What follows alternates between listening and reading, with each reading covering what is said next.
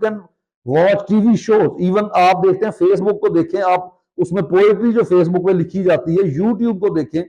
उसपे जो है थंबनेल जो लगते हैं उनको आप देखें, आप टीवी की हेडलाइंस को जरा देखें, आप उसमें देखें कि किस तरह से उर्दू की जो है वो उर्दू लैंग्वेज का मजाक उड़ाया जा रहा है कि लफ्ज जो है वो गलत लिखे जा रहे हैं, उनके तलफ्फुज गलत है। एक मैं आफ्ताब इकबाल साहब को क्रेडिट दूंगा कि उस प्रोग्राम में वो कोशिश करते थे कि उर्दू जुबान को बेहतर अंदाज में बोला जाए। यहां पर जो है वक्त लफ्ज को वक्त पा रहे हैं हमारे सियासतदान, और ये क्यों है? क्योंकि जब मुल्क के ऊपर ऐसे लोग होंगे, ये जरूरी नहीं है कि इमरान खान को क्या क्या उर्दू बोलनी बिल्कुल आती है, लेकिन वो उर्दू का कोई मुफक्कर नहीं है,